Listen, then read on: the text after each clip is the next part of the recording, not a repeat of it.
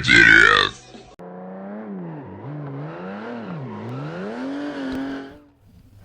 Hello guys and welcome back to another video here from the BeamNG modding tutorial series, and in today's episode we're going to talk about materials.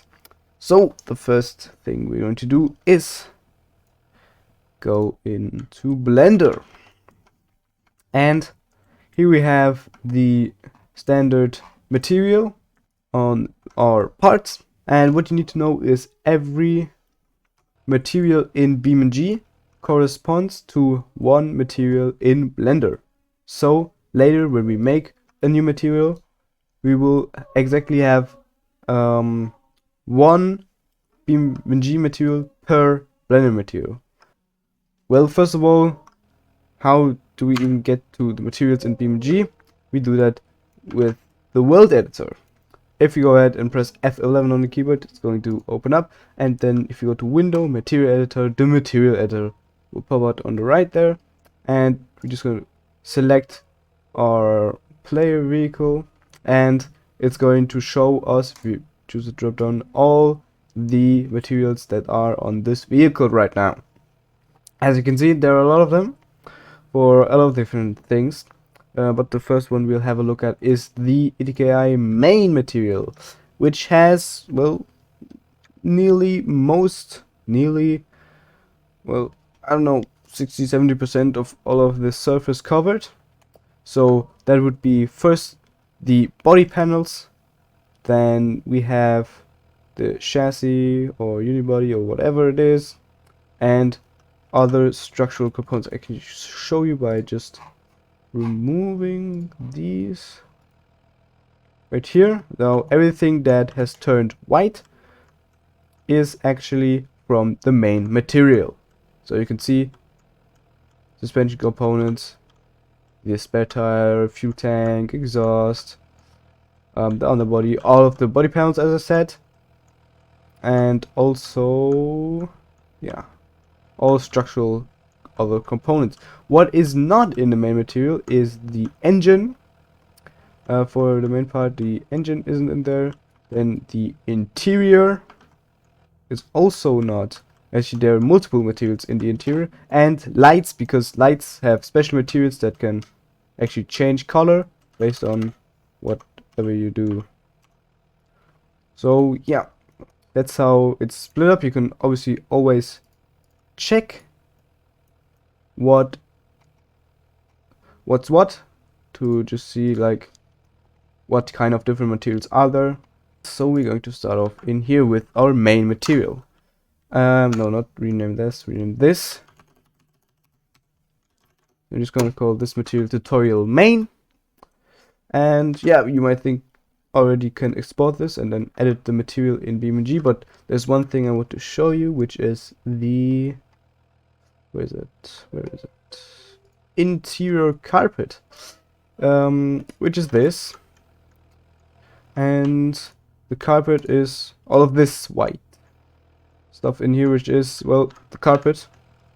And the special thing about this is not really the material itself, but that it is on the same mesh as the body. So maybe if we go into, yeah, there you go, you can see this dark green thing. That's the carpet, so it's on the same mesh as the unibody.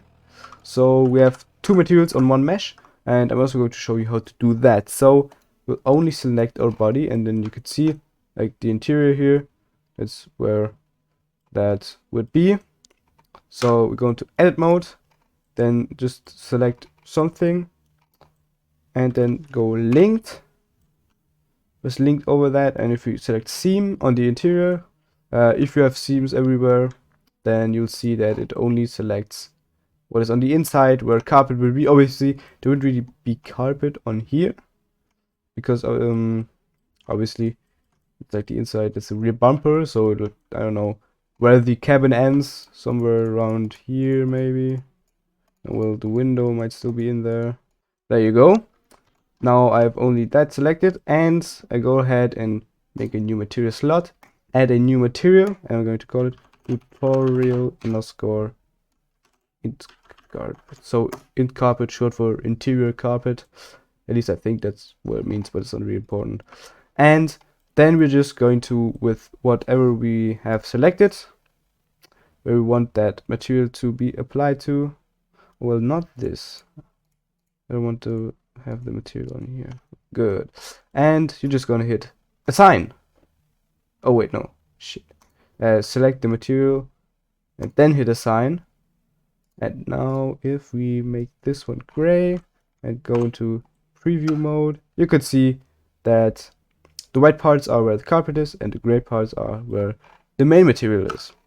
So yeah, now you have two materials on one mesh, which is what we needed to do. Now what we're going to do is, well, first of all, export this. Then I'll go ahead and copy this over. By the way, I unpacked the mod. Working on unpacked mod is just a little easier. Everything. Let's go ahead, spawn it in, and you can actually see that it has automatically taken over the materials we had in Blender, and somewhat put it in BeamNG. So if you go ahead, click this, and there you can see the materials, and you can see we have the interior carpet and main material, which somehow, oh, there it is, there's a color. Just gonna turn both of them back white again. And so yeah, I'm going to switch the main material to version 1.5, which is PBR, which is, you usually want to have PBR on your vehicle, not for the interior carpet, because it's just for performance reasons. You don't really get to see any crazy lighting on a carpet. So yeah, that's why I wouldn't change that in particular. So now you've see that there are a lot of new options here for a lot of different maps or textures. I'm used to call them textures. I would use the term synonymously, right? And if this doesn't work, sometimes, I don't know, last few takes of this video, it has always worked with the import, but sometimes it does not. So if it doesn't work, you just go ahead, add new material, tutorial main. You can see it already exists. Then map to is the BeamNG will map to which of these materials we have here. So obviously tutorial main goes to tutorial main. Shouldn't be a really reason to name differently. Then you go to vehicles, then tutorial, and save this as the main.materials.json. But we already have that here because automatically it did that, which is very it's sometimes kind of weird if you have double names, kind of get stuck there.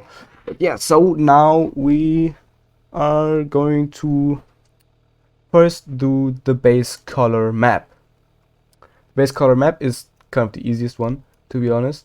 You just change the basic color of whatever it is, and metallic, you have metallic maps, roughness maps, opacity maps, ambient occlusion. I'm going to do that in the next episode where I just explain all of these maps. So how do we get our basic color map?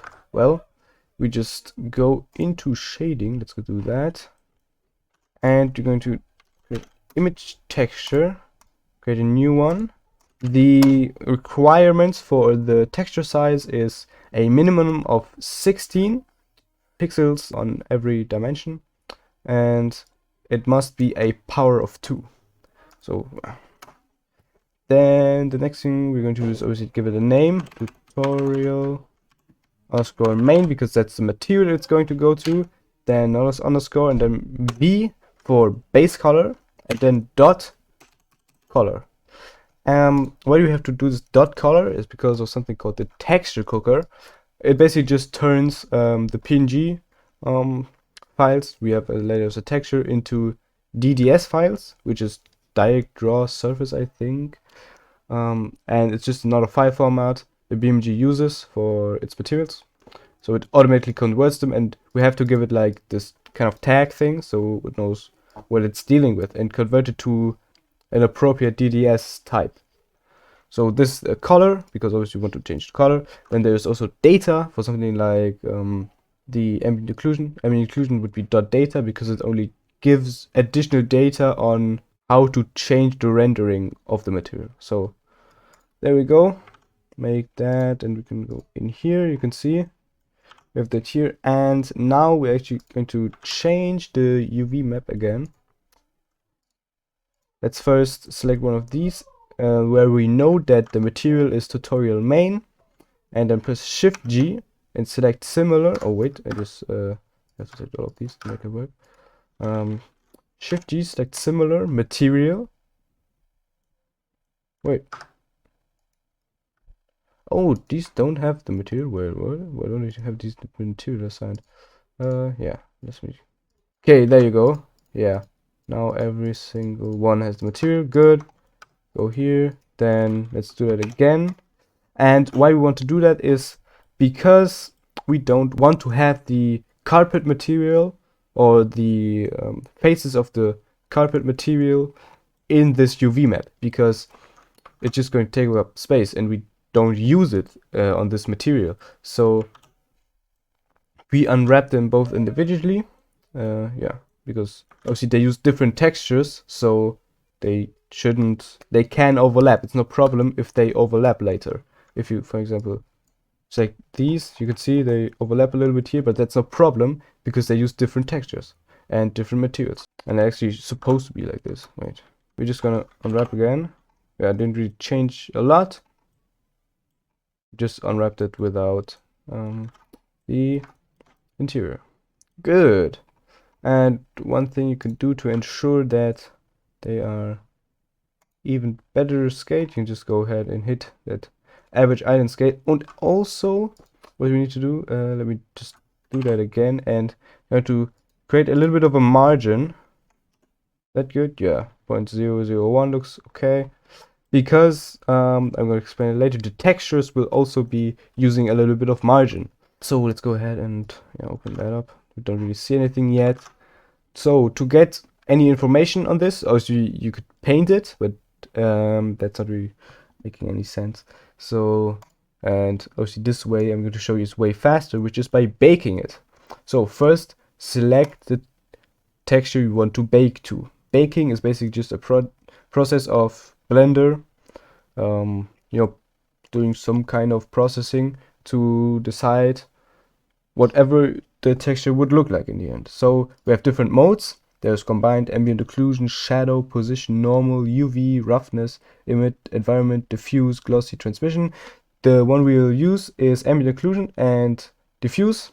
Ambient occlusion is going to happen later, so just go ahead and go for diffuse. And here you can see we have a margin, which just makes, you can see it actually says it right there. It extends the baked result as a post-process filter, so it will take all the, later we will have obviously some color around under all these UV islands in the color they are right now, and then it will, for example, we will have the edge right here on the texture, and then it will extend the texture out 4 pixels. 4 pixels. Yeah, 4 pixels, and it helps just with making the there are sometimes a little bit of issues if you have it right on the edge. Sometimes at some edges it can appear like there is no texture there on the edge, so it would look weird. So yeah, that's just why it's there. So if you have this selected, select every object you want to bake from, or every object that has this material, because they should all land on there, and just go ahead and hit bake. By the way, what I forgot to mention is you turn off the direct and indirect influences, because you only want to bake the color of the material onto this texture, not any lighting. So yeah. Okay, now it's done baking. You can see we have all of this baked in here as in the color it is. It's all gray, so obviously it's going to be gray color. Just gonna go ahead and save this. Yeah, save it like that. I'm going to copy that over real quick here. There you go. And now if we go to main material and open file dialog and on the base color, and let's see tutorial, there we have it. You saw that green text where it said importing texture for a little bit. That's the texture cooker doing its job. And oh yeah, I forgot about that we changed the UVs. Yeah, but you can see it, the UVs are not red, but most of it is now in the gray color that we baked onto the texture. Yeah, let me just real quick export it. There you go. Now we've got the correct UVs exported, and you can see that we've got this gray on here, which is what we wanted basically. You can also see again the difference between the carpet and the main material. And now the obvious thing is we just don't want it to be gray, all of it. So let me just see what we can do. What we don't change is the color of the parts that will have a paint applied to it. We're not going to change that. Actually, let me look real quick. So here you can see the ETKI main textures. You can see the DDS format, and I'm actually just going to color picker and let's see. So what's all a body panel? Let me see right here. We have the obviously all of this. So this is the standard color you use when there is when it's just metal that will have a paint on it. So yeah, let's see what else on here.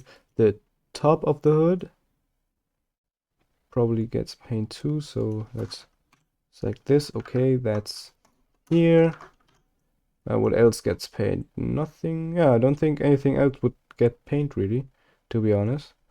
Oh, the door, right? Door. Sorry, I forgot about the door. Yeah, that's all of the parts that should get paint. And obviously, for example, we can now make we can reload the image right here, so you can see we have it. You can also plug this in here, so we can actually see how the material looks on the vehicle.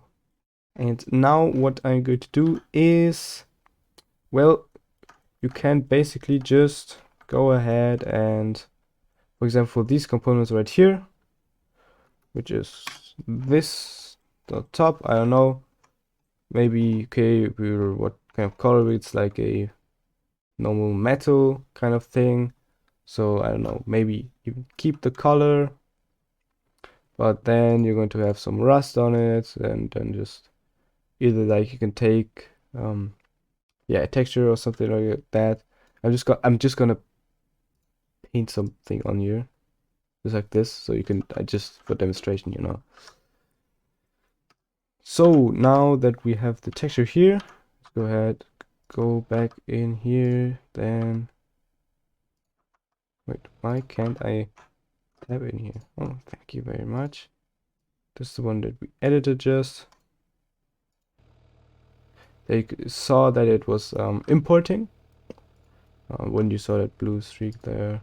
Let's go back to the main material, and now you can see that there are these color variations, slight color variation, and I think, yeah, you can see we have very professionally painted rust on our suspension components, which is obviously totally realistic like that.